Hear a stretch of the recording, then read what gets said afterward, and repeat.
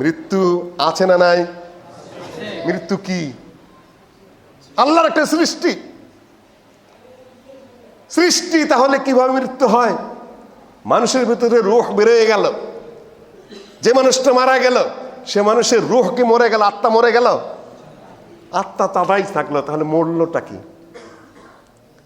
দেহটা মরে পড়ে থাকলো। এই যে বক্তৃতা করছি, অন্যের কথা বললে হয়তো রাগ করবেন, আমি এই যে বক্তব্য দিচ্ছি, কথা বলছি, নড়াচড়া করছি, এই মুহূর্তে যদি আমার রূহটা বেরিয়ে যায় তাহলে আমি হাত তুলে আছে, হাত কিন্তু উপরের দিকেই থাকবে, চোখে তাকিয়েছে, চোখ তাকানোই থাকবে, হাঁ করে যদি কথা বলা অবস্থায় থাকে, ওই অনেকে ছবি টবি তুলে যে হাঁ করা অবস্থায় ছবি তুলেছে।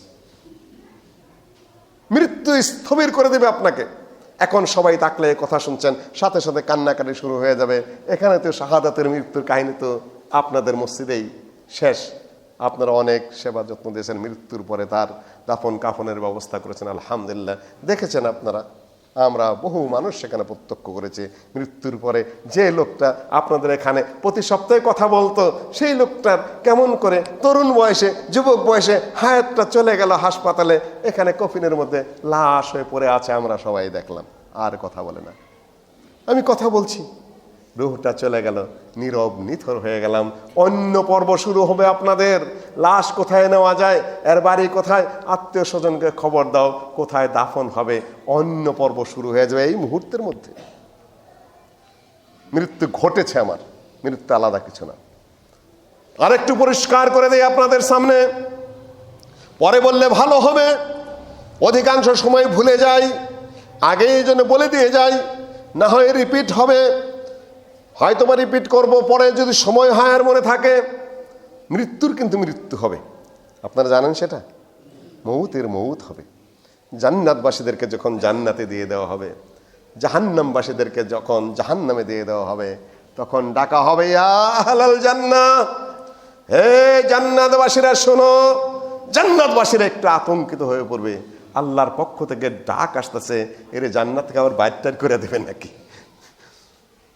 আর জাহান্নামবাসীরা একটু খুশি হবে, আরে এই কঠিন শাস্তির মধ্যে আছি, এই আগুন জ্বলছে, এই পুষ খাচ্ছি, এই বন্ধ, এই গন্ধ, এই শাস্তি, এই কষ্টের মধ্যে আছি, আল্লাহর পক্ষ থেকে যখন ডাক এসেছে, হয়তোবা আমাদের একটু শাস্তি লাঘব হবে, কিংবা মুক্তির ব্যবস্থা আল্লাহ রাব্বুল আলামিন করবেন। জান্নাতের লক্ষ লক্ষ কোটি কোটি মানুষ রেডি হয়ে থাকবে আল্লাহর কথা শোনার জন্য। আর জাহান্নামবাসী সবাই প্রস্তুত হবে, কেননা রাজকীয় ঘণ্টা বেজেছে, রাজকীয় আহ্বান জানানো হয়েছে। তখন তো একক রাজাধিরাজকে আল্লাহ, সকলের ক্ষমতা কেড়ে নেওয়া হয়েছে, আল্লাহর পক্ষ থেকে ডাক। সেদিন এই আমেরিকার প্রেসিডেন্ট বলেন, ব্রিটেনের প্রেসিডেন্ট বলেন, ভারতের বলেন, আমাদের মতো ক্ষুদ্র দেশের বলেন, আলেম বলেন, জাহেল বলেন, তখন আর আল্লাহর ডাকে সাড়া না দেওয়া ছাড়া কোনো পথ থাকবে? কোটি কোটি হাজার হাজার কোটি মানুষ জান্নাত এবং জাহান্নামবাসীরা রেডি হয়ে যাবে, আল্লাহর পক্ষ থেকে ডাক। কি বলবেন? জান্নাত এবং জাহান্নামের মাঝখানে সিরাত, সিরাত আমি পরে কথা বলছি।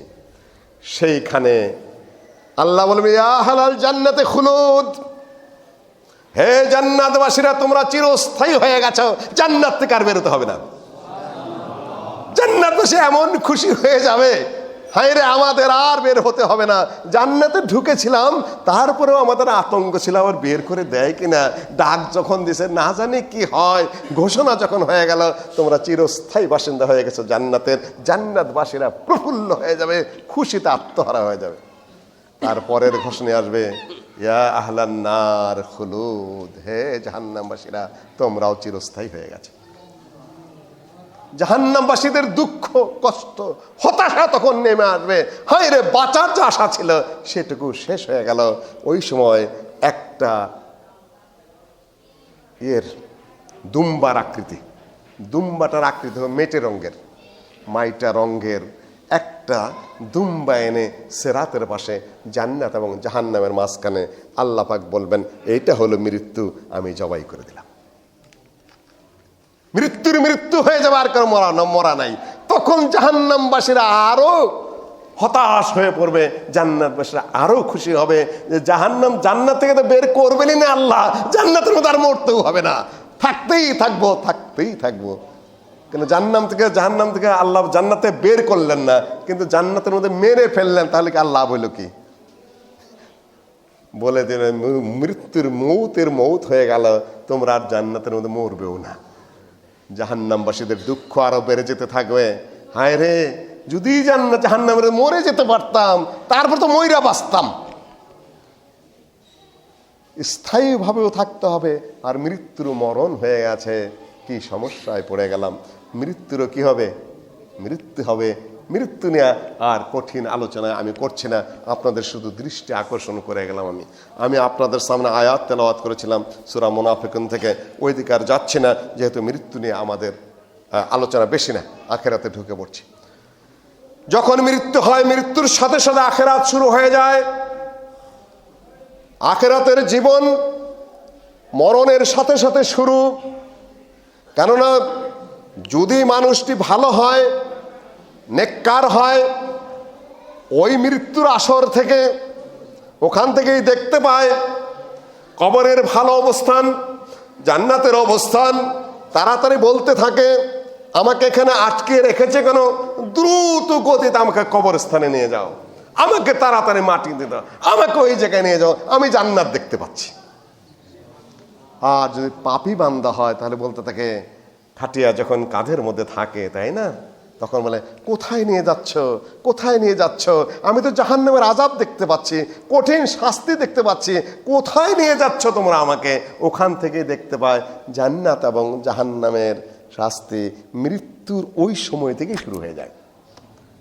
মেজর অপারেশন আপনারা দেখেছেন হাসপাতালে?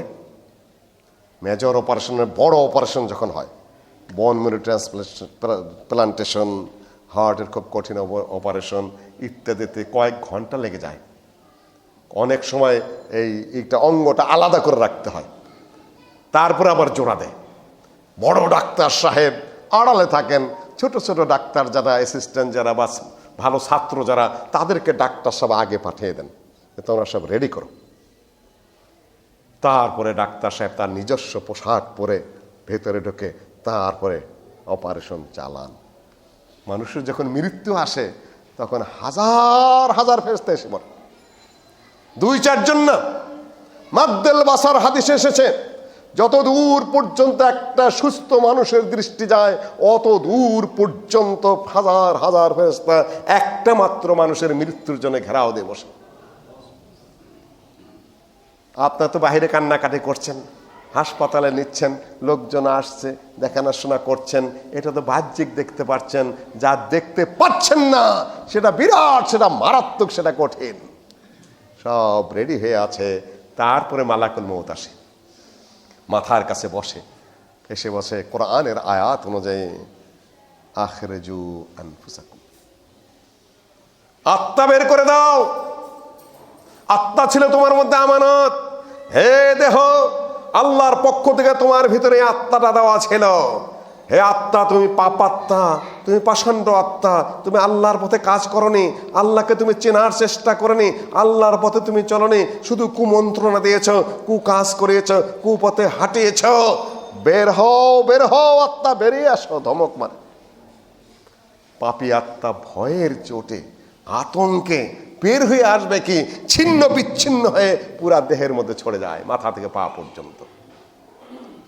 তখন ফেরেশতা, ও বিসমিল্লাহির রহমানির রহিম ওয়ান নাজিআতি গারকা, ফেরেশতা তখন খিঁচতে থাকে। নাজা মানে খিঁচা, নাজিআতি গারকা, গারাক মানে ডুইবা। দেহের অভ্যন্তরে ফেরেশতা একেবারে ডুবে পড়ে, মাথা থেকে পা পর্যন্ত চামড়া, গোস্ত, হাড্ডি, অস্থি, মজ্জা, রগ, রেশা প্রতিটি জায়গার মধ্যে খিঁচতে থাকে। ওয়ান্নাজিআতি গারকা, আর বলে, বের হয়ে আসো, তুমি তো আল্লাহর আমানত ছিলে দেহের মধ্যে, কি করিয়েছ, বের হও। বের হতে চায় না, ভয়ের চোটে আরো দেহ শুদ্ধ ছড়ে যায়। কিন্তু মানে ফেরেশতা নিয়ে আসে মুসুমালে চটের ব্যাগ, দুর্গন্ধ জাতীয় বিষয়বস্তু। আত্মাটাকে খুব সংক্ষেপে বলছেন নবী সাল্লাল্লাহু আলাইহি সাল্লাম বিবরণ দিচ্ছেন। তারপরে ওই পাপ আত্মাটা নিয়ে উপরের দিকে যেতে থাকে। আকাশের দরজা খোলা হয় না।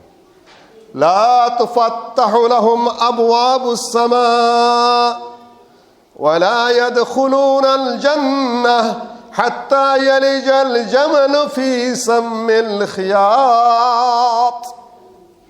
পাপাত্তা পাষাণ্ড আত্মার জন্য দরজা খোলা হয় না আকাশের। আল্লাহ বলে দেন, সিজ্জিনে তার নামটা রেজিস্ট্রেশন করে দাও 7 তবকা মাটির নিচে। আর এরা কখনো জান্নাতে যাবে না, আকাশের দরজা খোলা হবে না এদের জন্য। হাত্তা ইয়ালিজাল জামালু ফি সাম্মিল খিয়াত, যতক্ষণ পর্যন্ত না সূচের ছিদ্র দিয়ে উট না ঢুকে। সূচের ছিদ্র দেখেছেন তো সুঁয়ের, ওখান থেকে গরু ঢুকে, ঘোড়া ঢুকবে, উট ঢুকবে? সম্ভব না, অসম্ভব। আল্লাহ পাক একটা উপমা দিয়েছেন, উদাহরণ দিয়েছেন।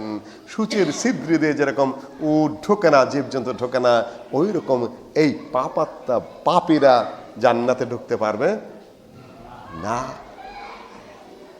এভাবে আপনার মৃত্যু হলো, আত্মাটা ফেরত আসলো কবরে, কবরে এসে আত্মাটা জয়েন হয়ে গেল।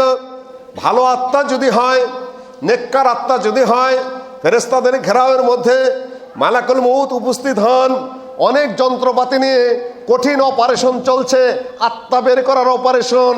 আপনার অপারেশন, হাড্ডির অপারেশন হয়, হার্টের অপারেশন হয়, কিডনির অপারেশন হয়, কত কিছুর অপারেশন হয়।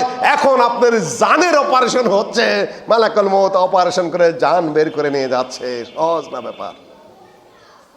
নেককার যদি হয় তাহলে এই পরের আয়াতে ওয়ান্নাশিতাতে নাশতা, একেবারে সহজভাবে সরলভাবে, যেভাবে বোতল থেকে পানি কাতরায় কাতরায় পড়ে যায়, পানি বাজে না, ওই রকম সহজ সরলভাবে নেককার আত্মা বেরিয়ে যাবে। আলহামদুলিল্লাহ। এখানে আলহামদুলিল্লাহ পড়তে হবে। আল্লাহ, মৃত্যুর কষ্ট থেকে তুমি রক্ষা করো আমাদেরকে।